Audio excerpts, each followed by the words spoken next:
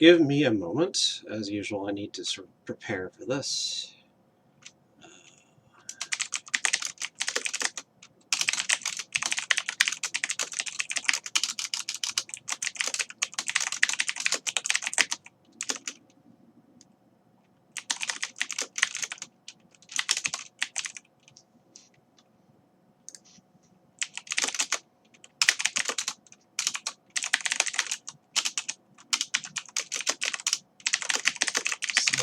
The goal of streaming first chapter tonight.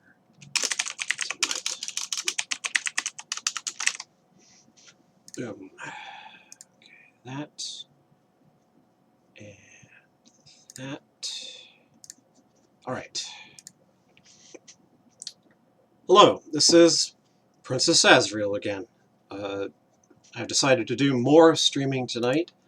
I'm hoping to accelerate the pace of these readings that I'm doing. It's something that I enjoy doing, and I don't really have much of an audience at the moment, but I've gotten at least a little bit of positive feedback, and I am always looking to improve the quality of these readings, make them more entertaining, and one of the things that I wish to do, therefore, with this YouTube channel is read as wide a variety of material as comes my way. And Chara, a year or two ago, had embarked on a similar streaming project, but was attempting to stick to weird fiction or other definite types of material. That isn't really what I wish to do. I simply enjoy reading, and I will read anything. I like reading aloud. I like having a voice now, and I intend to make the best possible use of it. And because I have been wishing to turn to the world of fan fiction generally, I thought that a good way to start would be to read the first chapter of an ongoing fanfic written by an acquaintance of mine from Twitter and elsewhere, named MeltingCORE, who has been working on an extensive story set in the Jack Kirby New Gods universe, as featured in DC Comics. It's the world of the planet Apocalypse, the world of Darkseid, and this fiction, which extends to 16 parts so far, is an attempt by MeltingCORE to expand on the lore, and it's fanfic. It's a creative endeavor meant to build on pre-existing work, and that sort of thing interests me. And I thought that I would honor MeltingCORE with a reading of this material, as I did with the Chocolate Touch, and will be doing with a couple of the other things that I have read recently. I will be putting up a more polished edit of what I'm reading tonight on my Bandcamp page. I need to start. I need to start. I'm not well documented online. Let's put it that way. I have certain media outlets, but I don't have things. They're not pointing to each other, and I'm scattered. So I need to work on this. But I think that's probably enough faffing about for now, and I'll get to the material that I'll be reading. And I will read, as well as the story itself, the 2 paragraphs of prefatory material that that MeltingCORE has supplied to explain what redshift is, etc. And with that having been said, I will now begin my reading of MeltingCORE's Redshift with Episode 1, Chapter 1, Return to Apocalypse. MeltingCORE begins with following disclaimer. All artwork, writing, and music for this project has been created by me. However, I do not own the rights to Steppenwolf, Darkseid, Apocalypse, or any of the other established characters I'm writing about. I do not make money off this project on Tapas. Tapas.io is where this is. Sorry, Tapas.io is where this is being hosted right now. I owe my gratitude to the late Jack Kirby for creating such a wonderful cast of characters to explore. I hope I can do justice to his amazing creativity. Welcome to Redshift. What exactly is Redshift? Well, it's a multimedia cyberpunk expansion of Jack Kirby's New Gods. And what's New Gods, you say? It was a comic series first published in 1971. It's also known as Jack Kirby's Fourth World. You may know Darkseid and Big Barda. They are widely shown throughout the DC Comics multiverse. I am creating Redshift because I adore New Gods with all my heart. I want to help expand the world of Apocalypse with original lore, characters, and content. Now to the story.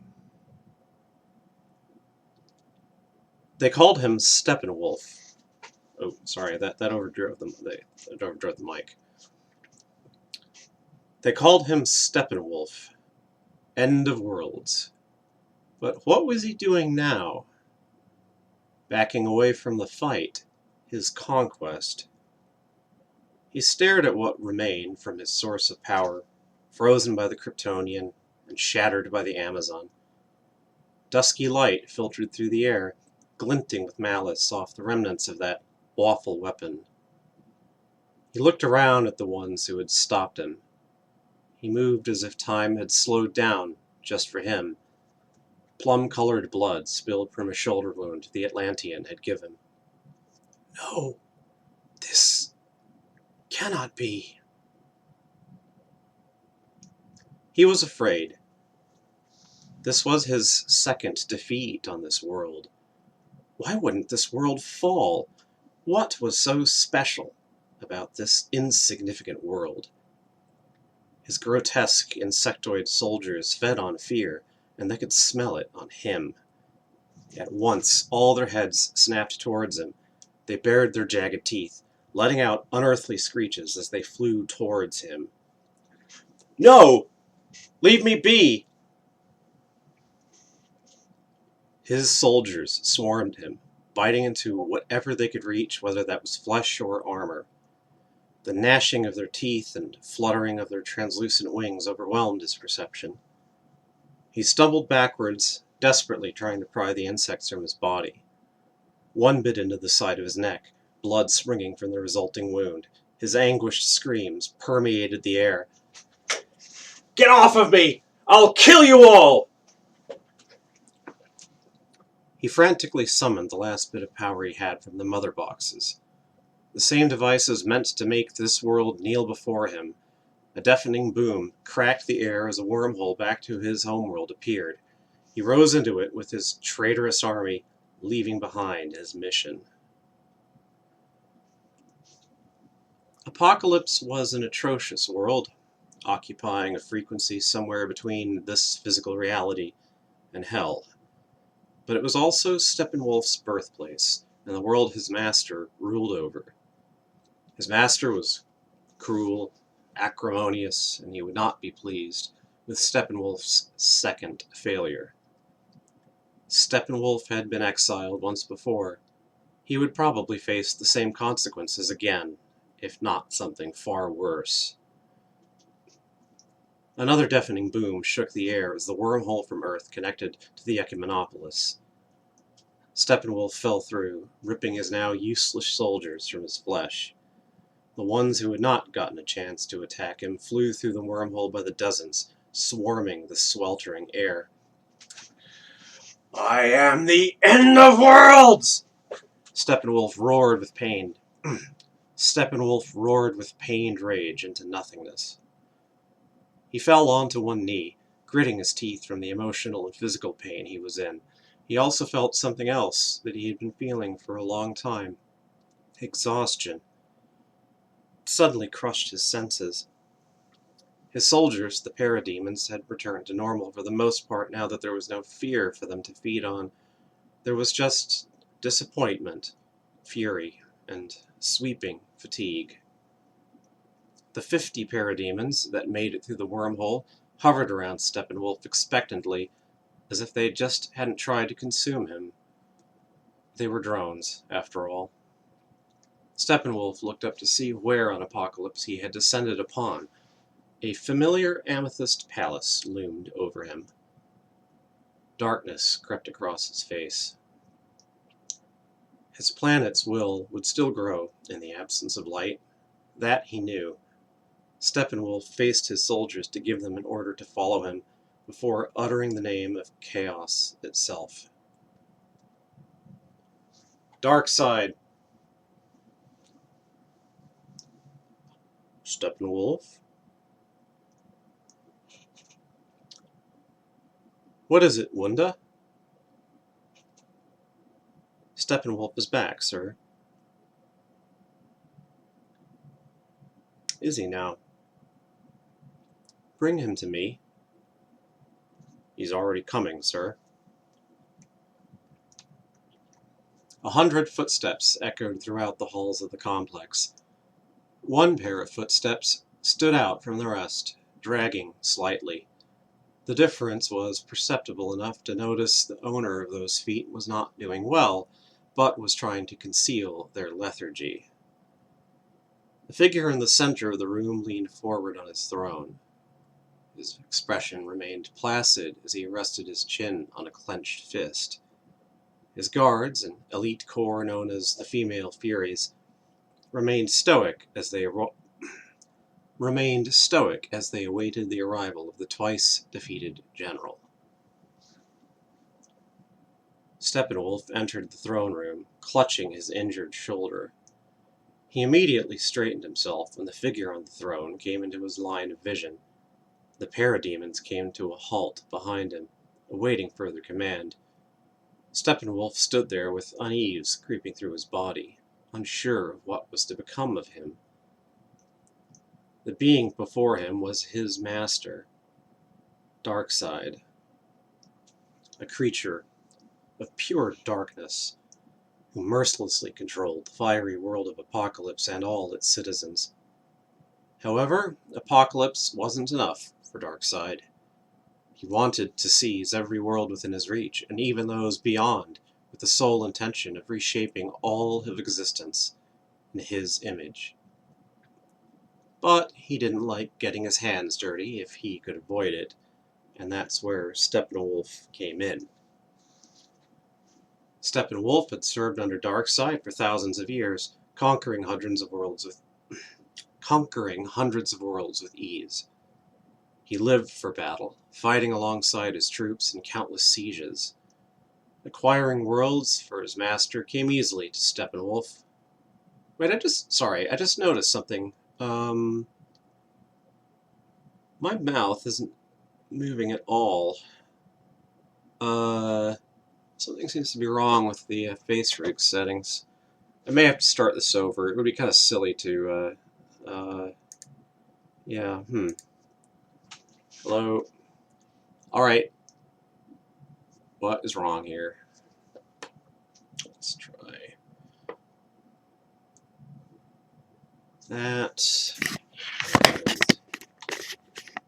Let's see if we can move this here.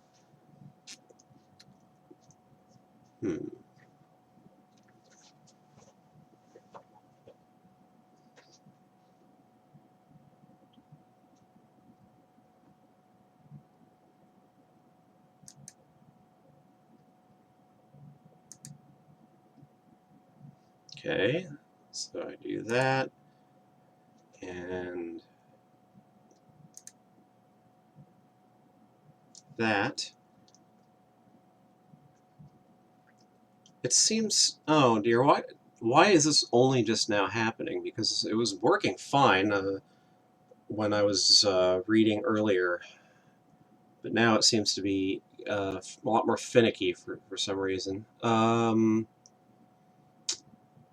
Sorry, this is kind of ridiculous, but I do want to try to get this right.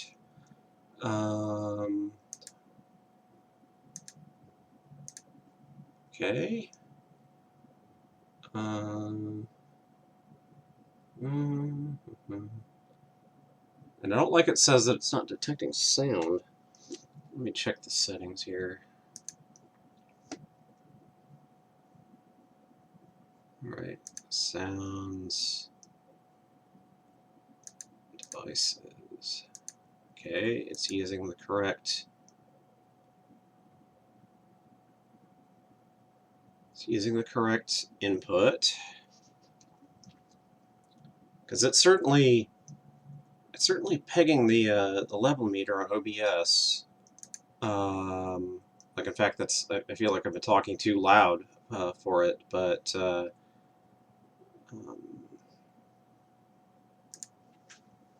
let's see if I try.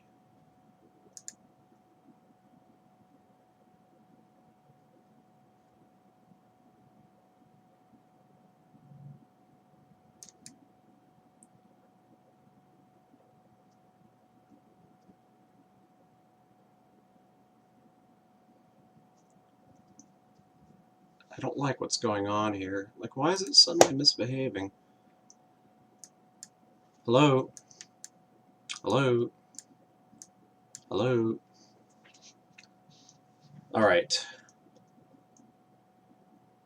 If I open my mouth real wide, it's working, but is it because of the... Let's see if I move this down. Move this down.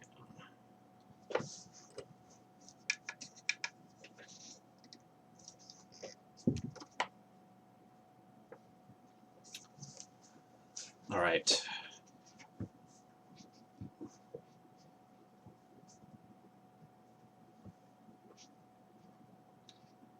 Let's recalibrate.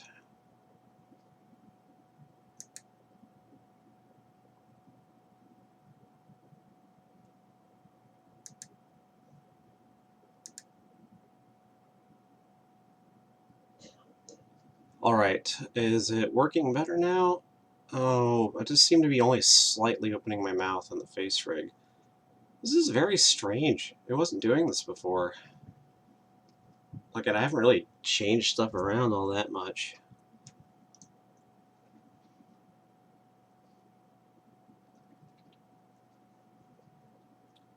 Is it an audio problem?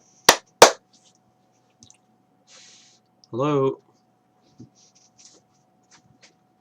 Oh, this is ridiculous. Let's see.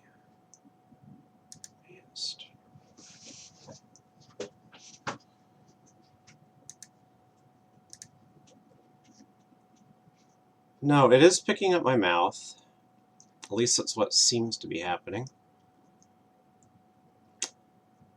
Hello? But I think it should be... I think this is an audio problem. Let's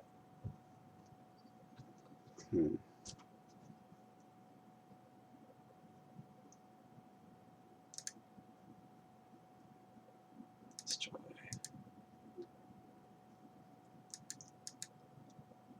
See, now, is it doing any better? Hello? Hello? Ugh.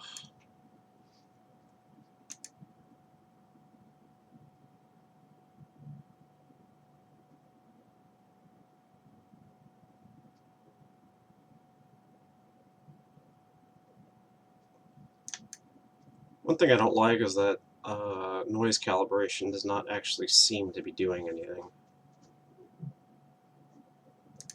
like as if it's not actually picking up sound. Just check here. Sound settings.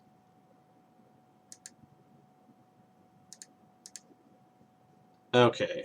I think at least one thing had gone wrong.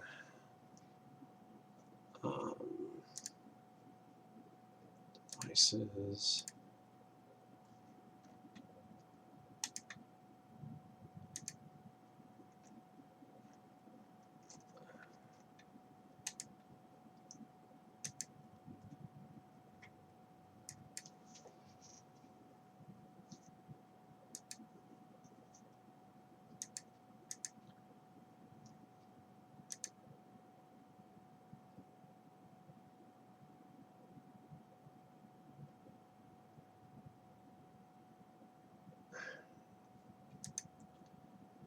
No, I can't seem to fix this. I think I'm just gonna have to stop the stream, unfortunately, and debug, because I don't want to take up the whole time doing this nonsense, and I don't know why it just suddenly quit working. So, all right. Well, sorry about that.